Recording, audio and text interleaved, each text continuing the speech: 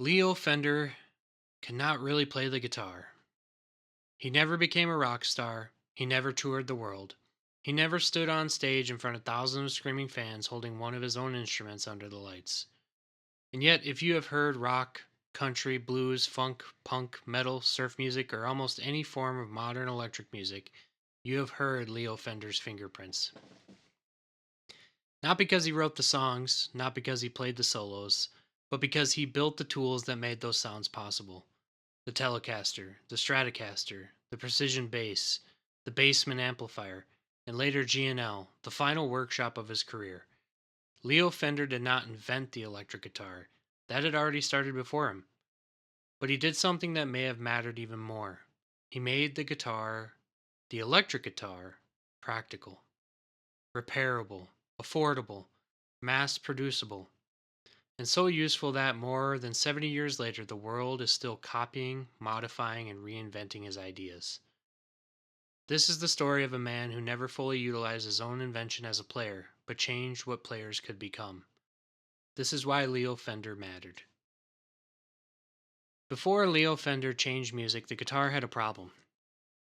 People loved the guitar. It was portable, expressive, familiar, personal, but on stage it was losing. In the 1930s and 1940s, popular music was loud in a very different way than it is today. Big bands had horns, drums, piano, upright bass, saxophones, trumpets, trombones, and somewhere in the middle of that wall of sound was the guitar player trying to be heard. Acoustic guitars were beautiful, but they were not always powerful. In the right room with the right arrangement, they could fill space, but next to a horn section, they could disappear. So musicians and inventors started chasing a question that would change the future of music. What if you could make the guitar louder? Not just by building a bigger body, not just by playing harder, but by turning the vibrations of the strings into an electrical signal. That idea existed before Leo Fender.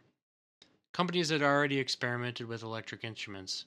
Rickenbacker helped pioneer electric lap steels. Gibson and others were exploring amplified guitars. The electric guitar was not born in one moment, and it was not born from one person. But the early electric guitars still had problems. Some were expensive, some were fragile, some were hard to repair. Some were still tied to the old traditions of acoustic instrument building. And when hollow body guitars were amplified at higher volumes, feedback could become a serious issue. The world did not just need an electric guitar. It needed an electric guitar that working musicians could actually use. Something that they could afford. Something that they could take on the road. Something that could be repaired quickly. Something that could be built consistently. Something that was less like a delicate piece of furniture and more like a reliable machine. And that is where Leo Fender enters the story. Clarence Leonidas Fender was not a guitar hero. He was an electronics guy. He repaired radios, he worked on amplifiers, he understood circuits, speakers, signals, and the strange magic of taking a tiny electrical impulse and turning it into sound. That background is one of the most important parts of the story. A traditional guitar maker might look at a guitar and think about wood, carving, glue, joints, and craftsmanship. Leo looked at the guitar and thought about systems. How does the string vibrate? How does the pickup capture that vibration? How does the signal travel? How does the amplifier reproduce it? How does the musician use it night after night? How does the factory build it again and again? And when it breaks, how does somebody fix it? That was Leo Fender's superpower. He did not approach the guitar as a sacred object. He approached it as a tool with a job to do. And that way of thinking changed everything. Leo's first great breakthrough was the guitar that became the Telecaster. At the time, it looked almost wrong. It was flat, simple, industrial, almost crude. A slab of wood with strings, pickups, controls, and a neck bolted on. But that simplicity was the genius. Most traditional guitars were built with set necks. The neck was glued directly into the body. That could be elegant. It could be strong. It could be beautiful. But it also made repairs harder.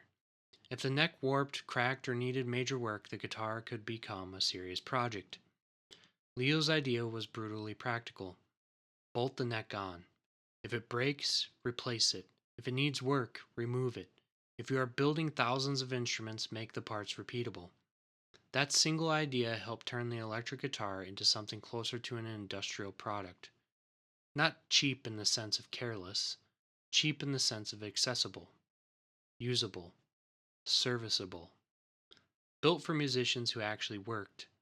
The Telecaster became a tool, and that is why it lasted. It was not trying to be fancy, it was trying to survive. Country players loved it, blues players found a voice in it, rock players discovered that it could cut through a mix like a blade.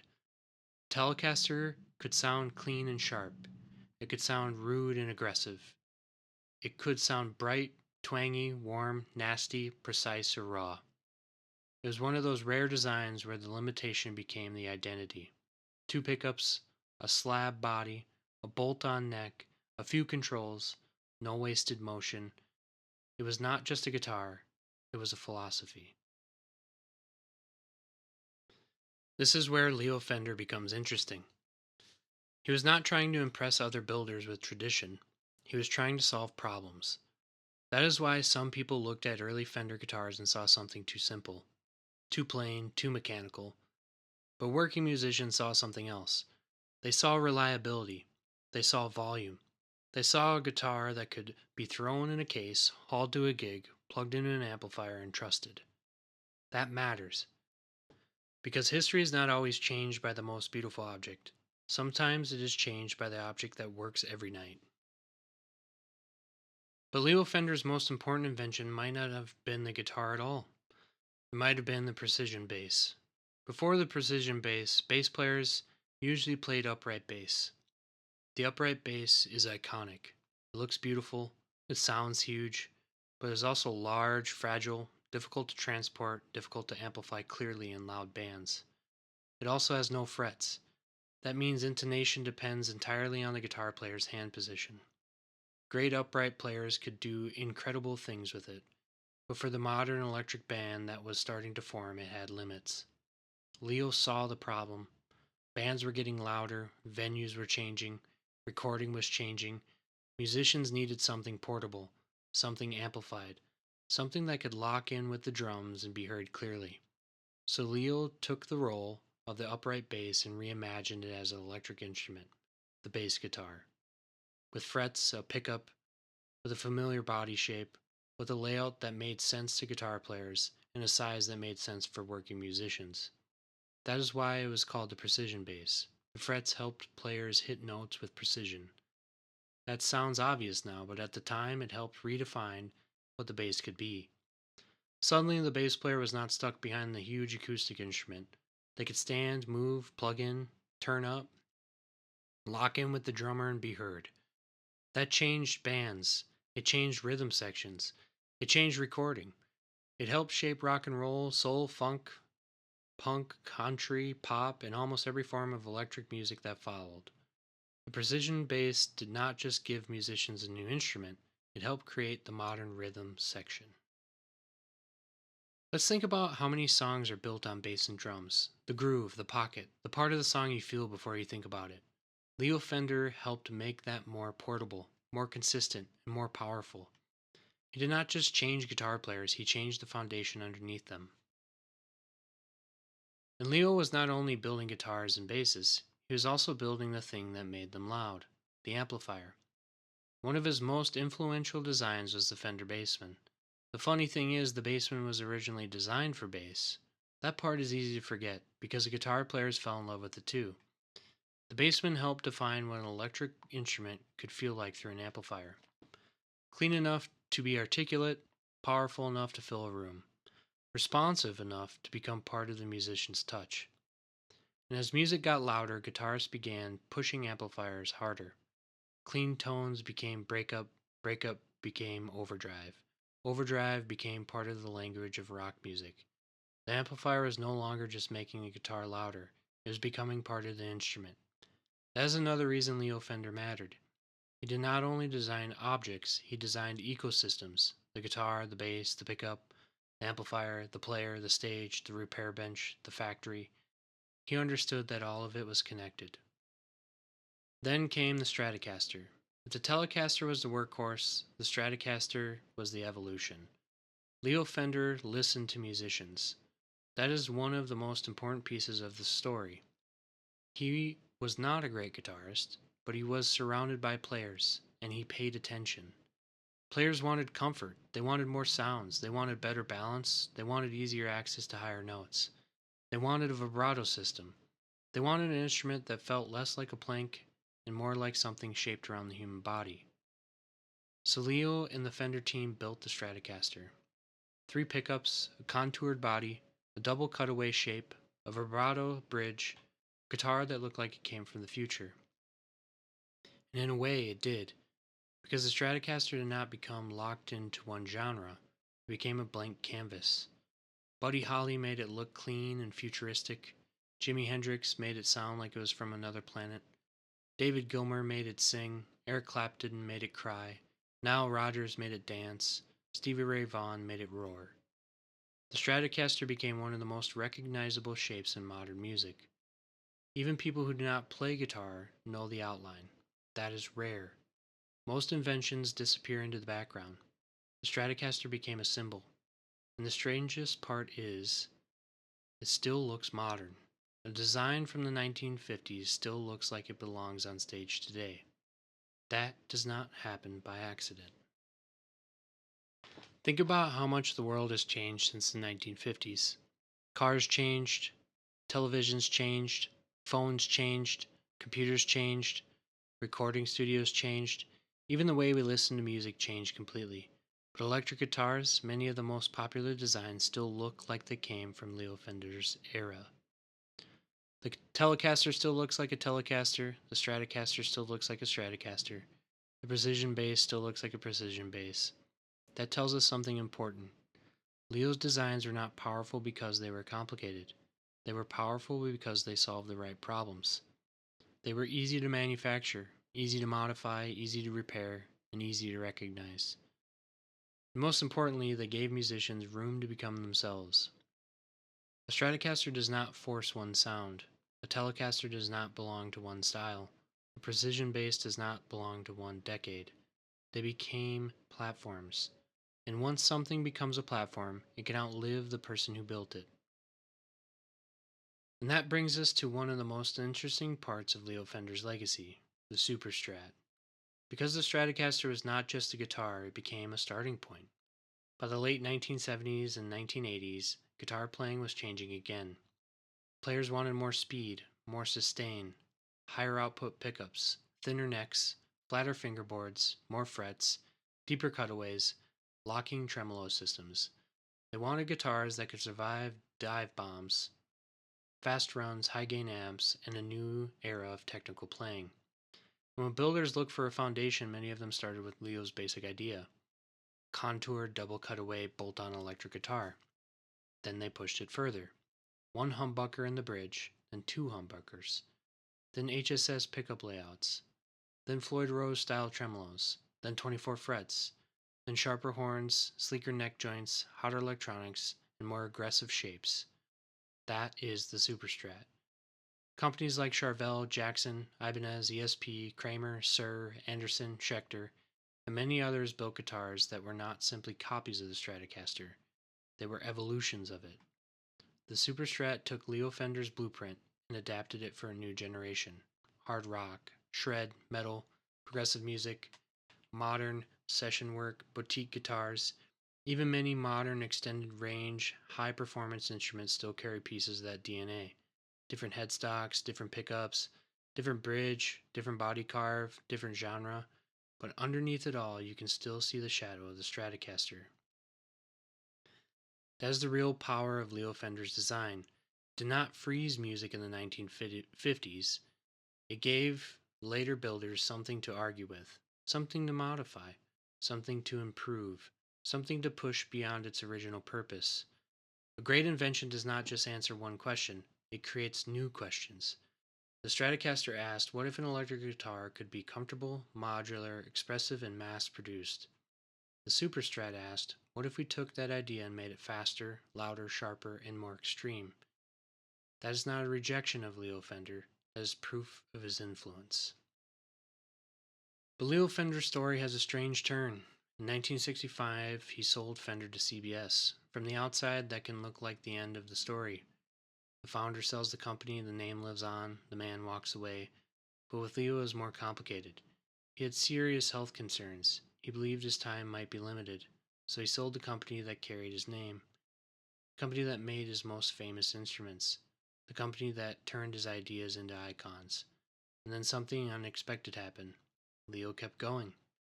He did not stop inventing. He did not settle into the role of retired legend.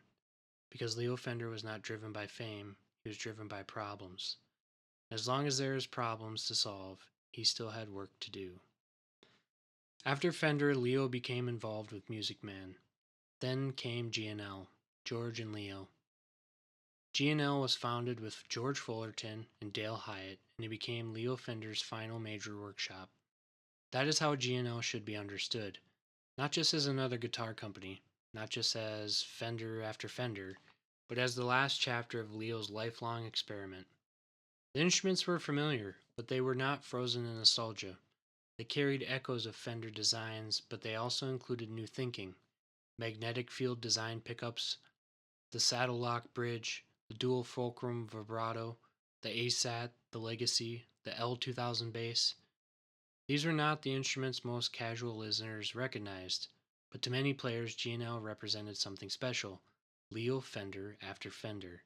The inventor still tinkering, still adjusting, still trying to make the electric guitar and bass better. And that makes the later story of G&L bittersweet, because decades after Leo Fender's death, the company connected to his final chapter eventually reached its own ending. By 2025, G&L's long Fullerton story had come to a close, and in 2026, the remaining guitars, bodies, necks, and parts began showing up through liquidation channels. Not as a grand relaunch, not as a normal comeback, more like the last pieces of Leo's final workshop leaving the building. That is sad, but it also reveals something important. Companies can close, factories can go quiet, ownership can shift, inventories can be sold, but ideas are harder to kill. And Leo Fender's ideas had already escaped the building. They were in Fender guitars, Squier guitars, G&L guitars, Music Man instruments, Super Strats, copies, boutique builds, budget guitars, student instruments, touring rigs, recording studios, bedrooms, garages, church stages, dive bars, arenas, everywhere. The most fascinating thing about Leo Fender is that he never became the thing his inventions created.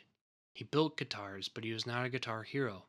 He built basses, but he was not the foundation of a band. He built amplifiers, but he was not chasing stage volume for himself. He was not trying to become Jimi Hendrix. He was not trying to become James Jamerson. He was not trying to become Buddy Holly, Eric Clapton, Stevie Ray Vaughan, Nile Rodgers, David Gilmour, or anyone else. He built the tools that allowed people like that to exist. That's a different kind of legacy. Some people change culture by performing. Some change it by writing. Some change it by leading movements. Leo Fender changed culture by designing objects that disappeared into other people's hands. That may be why he matters so much. Because the greatest tools do not make the user think about the tool. They make the user feel like something is suddenly possible. The Telecaster says, get to work. A Stratocaster says, find your voice. A precision bass says, hold the band together. A Bassman says, turn it up.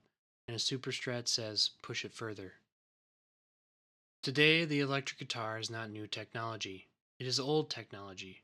But it is old technology in the way a hammer is old technology. Still useful, still direct, still hard to replace. And Leo Fender's work is one of the reasons why. His designs lowered the barrier between imagination and sound. They made instruments more affordable, more repairable, more consistent, more adaptable. They helped turn the electric guitar from a novelty into a global language. And that language shaped entire genres. Rock and roll would have sounded different without Leo. Country would have sounded different. Funk would have sounded different. Punk, metal, and pop. Even genres that do not center the guitar were influenced by records, bass lines, producers, and players who used Fender-inspired tools. Leo Fender did not create all of that music, but he changed the conditions that allowed it to happen. That is what a once-in-a-lifetime inventor does. They do not just make a product, they make a future easier to imagine. And maybe that's the best way to understand him. Leo Fender did not invent the electric guitar, he invented the version of it that the world could build on. He took a fragile idea and made it roadworthy. He took a loud experiment and made it practical. He took something that could have stayed niche and helped it turn into one of the most defining instruments of the modern world. He made guitars that could be repaired by working musicians, basses that could reshape rhythm sections, amplifiers that could become part of the sound, and a body shape so complete that even the players who wanted something faster, louder, and more extreme still started with his silhouette. That is why the Super Strat matters in this story. It proves the Stratocaster was not just successful, it was fertile ground. It gave the next generation something to mutate, and in music, mutation is everything.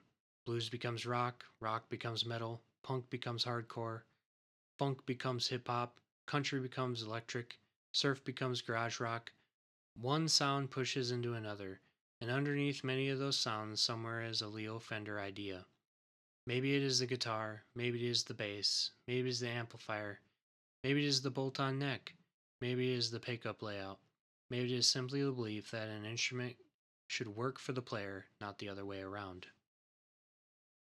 Leo Fender died in 1991, but every day, somewhere in the world, someone still picks up one of his ideas. Maybe it says Fender on the headstock, maybe it says Squire, maybe it says G&L, maybe it says Ibanez, Charvel, Jackson, ESP, Sir, Schecter, or something else entirely. Maybe it is an expensive custom shop instrument. Maybe it is a cheap beginner guitar. Maybe it is a battered bass in a rehearsal room. Maybe it is a super strat built for a style of music Leo never lived to hear. But the idea is still there. A solid body, a bolt-on neck, a pickup capturing string vibration, an amplifier waiting to turn electricity into feeling. Leo Fender never became a guitar legend in the usual sense. He did not need to. He built the tools that made guitar legends possible, and he was the inventor behind the silhouette, the repairman behind the revolution, the man who could not really play guitar but somehow changed the sound of the world, and that is why Leo Fender mattered.